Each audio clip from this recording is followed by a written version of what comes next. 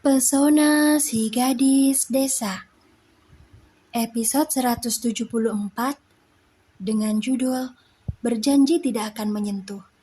Selamat mendengarkan. Setelah menemui kedua mempelai pengantin, Vedo dengan tidak sabaran mengajak Luri untuk menikmati jamuan yang ada di pesta. Dia tidak henti-hentinya tersenyum ketika tadi tidak sengaja mendengar pujian dari keluarganya saat sang ibu mengenalkan Luri sebagai calon menantunya. Sungguh, tidak ada kabar yang jauh lebih menggembirakan lagi selain pengakuan tersebut. Karena secara tidak langsung, sang ibu sudah membantu Vedo memberitahukan pada semua orang kalau Luri adalah miliknya. Ya, Luri adalah wanita yang akan menemaninya di masa depan nanti. Kenapa tersenyum terus sih, Kak? Ada apa? Tanya Luri penasaran. Dia bertanya sambil mengaduk-aduk minuman yang ada di gelasnya. Aku sedang sangat bahagia sekali, sayang. Kau tahu tidak kalau tadi ibu memberitahu semua keluargaku kalau kau adalah calon menantunya. Tahu kan itu artinya apa? Jawab Vedo dengan sangat menggebu-gebu. Itu artinya keberadaanmu sudah diakui oleh ibu. Ini kabar yang sangat menggembirakan sekali, bukan?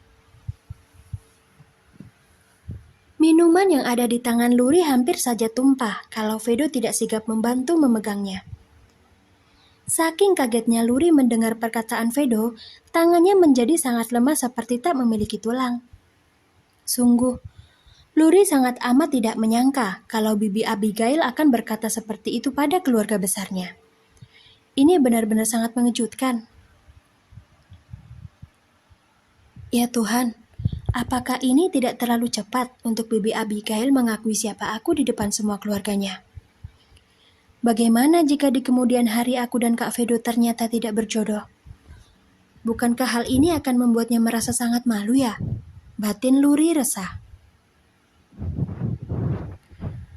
Kening Vedo mengerut melihat Luri yang malah terdiam seperti orang bingung. Vedo heran, padahal tadi dia tidak mengatakan sesuatu yang salah. Tapi kenapa reaksi Luri bisa seperti ini? Aneh. Sayang, kau kenapa? Apa kau tidak senang dengan tindakan yang sudah dilakukan ibu? Tanya Vedo mencoba untuk menebak arti dari raut kebingungan di wajah gadisnya. Aku tidak kenapa-napa, Kak Vedo. Aku hanya sedang berpikir apakah tidak terlalu cepat dengan memberitahukan kalau aku ini adalah calon menantu di keluargamu. Bukannya aku tidak senang, aku hanya cemas saja. Tidak ada yang tahu akan seperti apa nasib yang terjadi di masa depan kita nanti. Aku hanya merasa khawatir saja jika seandainya kita berdua itu tidak berjodoh. Jawab Luri dengan suara merendah di akhir kata. Lidahnya terasa keluh saat akan mengatakan kata tersebut. Ya ampun sayang, kenapa kau bisa sampai terfikir ke arah sana sih? Kaget Vedo. Sayang, memang benar kalau kita tidak ada yang tahu dengan apa yang akan terjadi di masa depan. Akan tetapi wajib hukumnya untuk kita terus berpikiran positif. Kita harus sama-sama yakin kalau di masa depan nanti kita berdua pasti bisa bersama. Ya? Sekarang buang pikiran itu jauh-jauh. Aku sangat amat yakin kalau Tuhan sudah menakdirkanmu sebagai jodohku. Kau harus percaya itu. Untuk beberapa saat lamanya Luri hanya diam sambil mencerna perkataan Vedo. Luri mulai merasa kalau apa yang dia pikirkan sedikit berlebihan. Vedo benar kalau dia itu harusnya berpikiran yang baik-baik saja, bukan malah memikirkan sesuatu yang tidak-tidak. Bisa saja kan dengan kita berpikiran positif maka hal yang negatif akan tertutup? Luri salah pemikiran ternyata. Sudah, jangan dipikirkan lagi. Aku maklum kenapa kau bisa berkata seperti itu. Aku sangat paham maksudmu. Tapi karena sekarang kita sedang dalam suasana yang bahagia, ada baiknya kalau kita tidak membicarakan sesuatu yang bisa mendatangkan beban pikiran. Kita bicara yang indah-indah saja ya, ucap Vedo menahan keinginan hati untuk tidak mencium pipi gadisnya. Ya Tuhan, sampai kapan aku harus bertahan seperti ini? Rasanya sangat tidak enak tidak menyentuh gadis yang sudah menjadi milikku, Tuhan. Tolong luluhkan hati Luri supaya dia bersedia untuk menjadi istriku besok pagi. Batin Vedo penuh harap. Kak Vedo, 2 hari lagi kau bisa datang ke Shanghai lagi tidak? Aku ingin mengatakan sesuatu yang berhubungan dengan pendidikanku. Tanya Luri sembari menatap lekat wajah tampan dari pria di hadapannya. Jantung Luri berdegup dengan sangat kuat sekarang. Pasti bisa, sayang. Memangnya apa sih yang tidak buatmu? Jawab Vedo kemudian mengerlingkan sebelah mata. Vedo terkekeh saat Luri tersenyum menanggapi godaan kecil yang dia lakukan. Harus benar-benar datang ya, Kak. Aku akan sangat kecewa kalau di hari itu kita tidak bertemu. Karena apa yang akan aku katakan adalah sesuatu hal yang sangat amat penting. Vedo benar-benar tidak mengindahkan keramaian dan juga banyaknya wartawan yang ada di dalam ruangan pesta. Ketika ada seorang pria yang dengan nekatnya berani menyodorkan tangan hendak mengajak Luri untuk berkenalan. Tanpa berpikir panjang, Vedo dengan cepat menarik Luri ke dalam pelukannya, kemudian menatap tajam ke arah pria yang sedang berdiri diam di hadapannya. She is mine. Dia milikku. Nyah dari hadapanku sebelum aku menghajarmu di sini. Sekarang, ancam Vedo sebisa mungkin menahan ledakan emosinya. Oh, sorry. Aku tidak tahu kalau gadis ini adalah milikmu. Karena tadi aku lihat dia datang bersama seorang wanita, jadi aku pikir dia tidak memiliki pasangan. Sahut pria tersebut kemudian bergegas pergi dari sana. Luri yang masih kaget dengan tindakan Vedo hanya diam tak berkutik di pelukannya. Dia baru tersadar saat ada sebuah elusan lembut di pipinya. Sayang, kau baik-baik saja kan? Tanya Vedo khawatir. Oh, iya, aku baik-baik saja kok, Kak. Sahut Luri kemudian cepat-cepat membebaskan diri dari pelukan Vedo.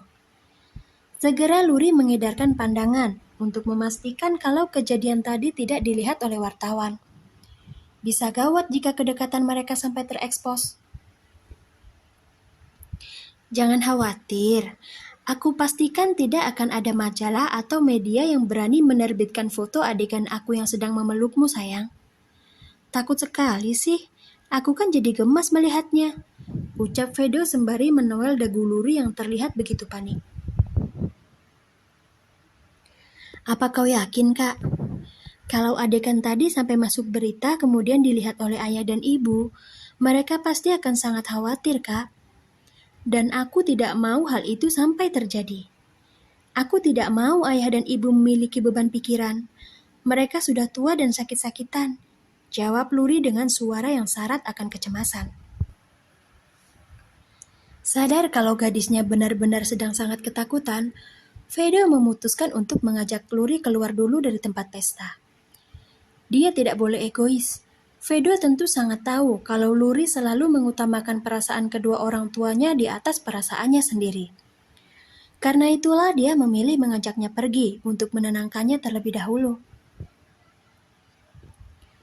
Kita mau pergi kemana, Kak? Tanya Luri bingung ketika tangannya ditarik keluar dari ruangan tempat pesta berlangsung.